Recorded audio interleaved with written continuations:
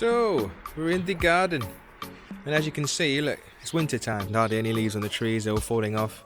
This one's going to fall soon. Look, if you give this a good old shake, this plant here should fall off. It normally flowers on bare stem, this plant, and this plant is called a sheetmulched praecox. By far, I think it's won an award for by the best smelling. What it should do if it hasn't.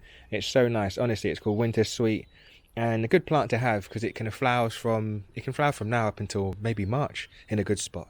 Like free draining soil, which is kind of like, it's funny because I know I've got clay down here. I did put like maybe a good foot of good compost down to start off with, but first year when you see plants going to clay, they're kind of a bit like, ugh.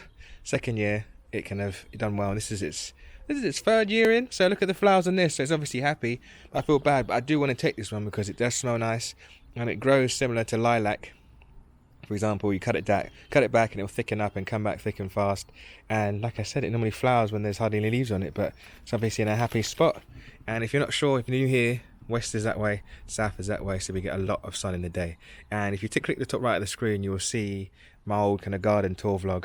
And it was a bit premature, the vlog, because I just put some of the stuff in. I should have done another vlog afterwards, but I kind of got distracted by the move and every other thing I had to do and so on and stuff. But check out the Moroccan mint. Jeez, look over here, look quickly. This, if you're new here, this is Coco's mess and this is Coco's toilet. And that's where she used to go. And as you can see, like, this is what, maybe 4 months of neglect. And the mint is just taking over. So just go you go. If you don't contain mint, it will just take over the place, as you can see. Because literally that's about 1 meter squared of just soil for Coco to go toilet and so on and stuff. So, and this is Comfrey Bonking 14. And over top right of the screen, that is a dynamic accumulator. I'll talk about a lot of them in this garden too. And what else will I take? There's more comfrey here. This was rose bay willow herb. I could take some of the flowers. This rosemary, I put this in. This was a freebie from one of my clients. Is it about to flower? Yeah, it's about to flower. Oh, I like it. I like the fact that I have to brush past this and you get a waft of mint and you get a waft of rosemary, because apparently rosemary makes you smarter. So over this side, a few things. I'm not taking too many. I'm not going to take the pea because then it would look awful. This guy. Well, I mean, gardens never look that great in the winter time, but at the same time, you know, I don't want to take the pea for the new buyer and stuff like that. So on this side, this is the windbreak. This thing here, this tree, it's called a katsura. Katsura, I forget the Latin name, but it smells like kind of almost like fudge, not fudge, almost like caramel, almost like in the winter time when it kind of starts to kind of break down. It's got a lovely autumn colour too. A nice plant, a very, very nice. Well, technically it's a tree. You can treat it like a shrub, but yes, I'm going to dig this up as well. Take this fuchsia, because fuchsias do well in Uist. My chocolate multi-balsam has died. There's no coming back from that. I can hear that snap of the twig. There's a little bud. Should I take some evergreen? Possibly. Might take the evergreen jasmine because it's not setting too far up. And this is another winter gem. Another good winter gem. Oh, there's sparrows going crazy up there. Please excuse the train. But this is a honeysuckle, or winter honeysuckle, or Latin name is Linicera purpussii. And as you can see, the little flowers on here doing the thing. And the bees go crazy. Another thing, that's what I was saying about the sheetmulched praecox over there. Good plant to have around this time because bees, sometimes it can get sporadically warm early in the springtime. And this will keep flowering up until maybe late winter kind of thing. And you know, sometimes you see bees wake up and so on and stuff like that. And this is a kind of like nice minute last feed for them to kind of take on. Some have been flowering, some can flower up until March. So it's a nice plant for bees and birds to get like a nice feed from and so on and stuff like that. And I think that's the only plant. In fact, I might take this as well. This is a Fatsia japonica, and I have seen a fair amount of this in Uist. I might take some valerian, but Fatsia japonica, they flower around winter time. This is in the wrong spot. It's like it's partial shade, people, because right now this is in like pretty much it's facing south. Like I said, south is that way, so it's just getting scorched. As you can see, this branch here is just got battered, and you can see the dapples of yellow. For example, it should be this colour, like this colour here, where you can see it's kind of yellowy, and that's a sign of a plant being in the sun too much. Basically, it's been scorched, so it's not a fan. So ideally, if I were to move this, if I was going to keep this in this garden, I would put it further down the back there, behind the buddleia, so it can bush out and do its thing and then kind of take on them. It look pretty. Is it flowered? Oh, it flowered. Little dogwood. So yeah, I'll take that and all this kind of base growth of the dogwood I will cut back and just maybe cut it right back to here and just leave them as they are. And when I get to Uist, I stick them in the ground. If they take, they take. If they don't, they don't. It's just one of those things. It was just neatening up this place a little bit, this area here. So let's get to it. Also, I thought I mentioned before I start digging and causing a mess.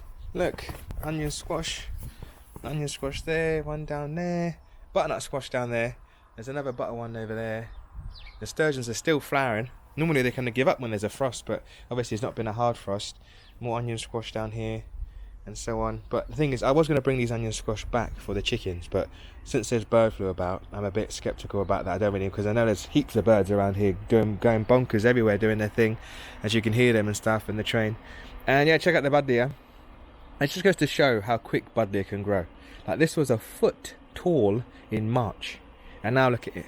That's about a good that's about 6 to 8 foot growth in 1 year. That's insane. And it flowered like crazy. Obviously in a hot spot is a happy spot, and it can vary in the different positions you put it in, but there's sun worshippers people. So if you get a buddleia, make sure it's in full sun, because that's when you get the kind of full, because look at the spread on it. It's very even. It's lovely. It's not too lean in that way, it's not lean that way. I know it's south that way, because you can see just on this section where it's kind of poking out, like that's where it wants to go.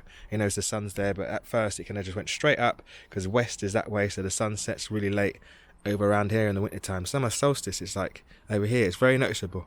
But what I do in winter time, I tend to kind of just focus on kind of making the compost all right. I don't really worry about plants doing what they're doing here. Yeah, it looks ugly and bedraggled and stuff. Like, say for example, these nasturtiums on the side here, they're kind of in the way, they look horrible. What I do, I cut them off, maybe add them to the compost heap, or just put them back on the bed, just to neaten up the place, so it's not just, I'm not just stamping stuff in, because I don't particularly want nasturtium seeds to be in this part here. I want to keep them in the bed. If I had more space, then yeah, but right now I don't really have that. So what I would do with the buddleia, I would wait, because I know some people just cut them as soon as they start losing their flower and so on, they cut them right back. Wait till the leaves are dead, because they will drop off. You can see that this is going to fall off anyway. It will drop down and feed itself and feed the other plants around it, and then cut it back, and then you have some nice bit of kindling. You put them, if you've got a fireplace, and keep it nice and dry. Oh, and I just noticed something else over here. Is that crazy viburnum bodden intent? Not, sorry, my bad. Verbena bonariensis. I always get those names mixed up. I say it again. Verbena bonariensis. Another good plant for the bees. Have you noticed most of these plants I put in here are good for the insects and the bees, not just for myself.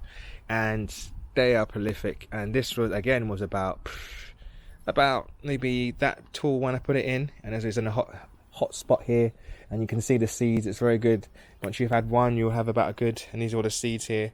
You're gonna have loads. Come in 10 years time, you're gonna have like 10 or more, a dozen or so on. They just spread like crazy. But what I'll do with this, I think I will take this, I will cut some of the flower heads off, put them in the bag, let them dry out, and then I can spread some, because I don't think I've seen them in Uist, because obviously they couldn't get this tall because it's so windy. But if there's like a nice windbreak, I'm sure they will rise to the occasion. So no pun intended. So that's my observations down here. Also, these peas were kind of good. So what I might do is take some of these peas out. And, oh, I forgot about this little hidden gem over here. But the clematis freckles. And what annoys me is that the plant, what it does, it hangs. So you don't really have to appreciate it unless you're really small, or it's on a pergola, really. So it's one of those plants you can think about. If you have a pergola, and it's fine now in winter time when everything looks kind of a bit drib and drab. But look at that.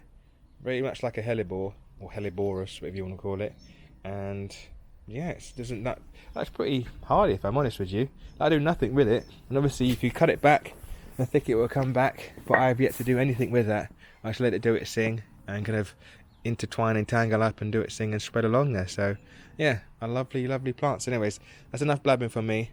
Let's get digging. So my tools for today: trusty fork, get our rusty spade, and if in doubt, my pole. You can't go wrong with this thing.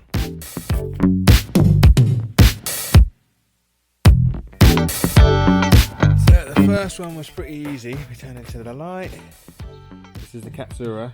Got some creeping jenny and some wild carex. Sedge is its common name. Grows crazy in US. I've seen it all over the place, so I might just leave it in there. Bit of grass, but nothing else to cry about. So I will take all of these freebies and see what I muster up over there. Also, you see this plant here? It's a rose. It's called, what's it called? Marmalade floribunda, something along those lines. But the blooms, I'm big on the scents, people. I love scented stuff. So this has got like almost like a kind of, I say marmalade, it's all more peachy marmalade. It's like orange and peach combined colour, big blousy blooms, and it smells so good. I think it's single flying. Is it double flying? And now I'll try and help the bees. Obviously you've got to treat yourself from time to time if you're not among people, but I'm sure the smell would attract the bees into the other stuff that I have here. Like, it's very rare that I'd have double flying, but it's still at the same time it's a nice plant.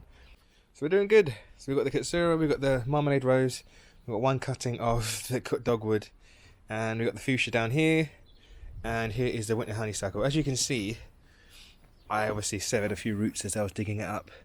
What is this? This is Virginia creeper. Sly dog. Could bring it to you. As you can see, look what it's done. It's like slithering its way to God knows where. It would look nice though on there. Not gonna lie, if I was still here I mostly would keep it. Give it a nice little autumn backdrop. The thing is, I have to come outside to appreciate it because that's the window there. So ideally you want it where you can see it. So what I'll do with this now to make sure it survives, like, this is a shrub, remember people, so they can hack. If you cut them hard, they'll come back harder. So if anything, I will cut this maybe here, just to be on the safe side, so it's easier to kind of transport and travel with. And I'll actually do the same with the katsura too. So cut them about here, and in time they'll thicken up. Maybe just above a node would be ideal. I'm not sure what nodes are. It's basically where the leaves come out. Node, eyes, whatever you want to call them, nipple. So whatever tickles your fancy, and then just yeah, and that would do. And I've got some, what else is in there? There's some creeping Jenny again, and I've got some Moroccan mint. So I know mint goes crazy, but at the same time I like mint, so I would encourage it because it flowers. It's good for the birds and the bees, and you can drink it as tea. So it's one of those lovely plants where it goes rampant, but it's easy to be tamed and controlled. So that's what I'd recommend to do with shrubs if you just dug them up. Dig them up and cut them, say about 50%, maybe 40%, depending on how big the shrub. Alright, have a look. The fact is, more happy than I thought. It was all hidden under there. Could hardly see. Yeah, it'll be a lot better in newest once I get a nice windbreak. But yes, definitely taking this guy. Beautiful. And I forgot to mention that the flowers do flower. It normally does flower in the winter time, and it's a nice last minute feed for bees, flies, and all sorts and stuff like that towards the end. Then it gets these kind of weird kind of like blueberries. So it's a nice plant. It's not just pretty. It gives. Whew. Didn't want to bore you with me just digging. Sweaty stuff. That was tougher than I thought. This Sheetmulched playcock. Had to get right in there. Lucky I had this thing, because otherwise I've been there all day. Got the Sheetmulched up. Oh, it got me all sweaty. And then I found this plant here. I forgot I planted about 3 of these, but I'm not going to take the pea and take everything. But it's called a bastard balm. I saw that. I thought, why not? But I think it does smell nice. It's very sweet. And I forgot about this one here. This plant is called a Carolina allspice, and it has very nice burgundy type flowers, and it smells really nice, really nice. And I think where it was positioned here, it was a bit too hot for it. So because it used to get scorched a fair bit, the dappling of the mint kind of suppressed some of the light that hit it, so it wasn't too scorched. But I think in a different position, because this is kind of like southwest almost facing, I think further in the shade, more partial shade, would have been ideal for it, so it wouldn't kind of get burnt out. Plus the flowers last longer, but the flowers smell like cinnamon, people. But as you can see, look how thuggish mint can be. So from this plant, look how many slips of mint I could potentially take. There's a bit of sedge, lots and lots of mint. So I could be all day trying to get the mint out of there, but like I said, I don't mind mint because this is Moroccan mint, so I can have it in teas, like I've said. And it's good for the bees, and it can ward off predators because they don't like the smell of herbs and pests such as deer. So I wouldn't mind planting this around the perimeter. Anyways, let's get packing. So that's it for now. I'm going to start packing. You don't have to worry about that. You don't have to watch you do that. It's a bit boring. And then we'll get to the old famous garlic land.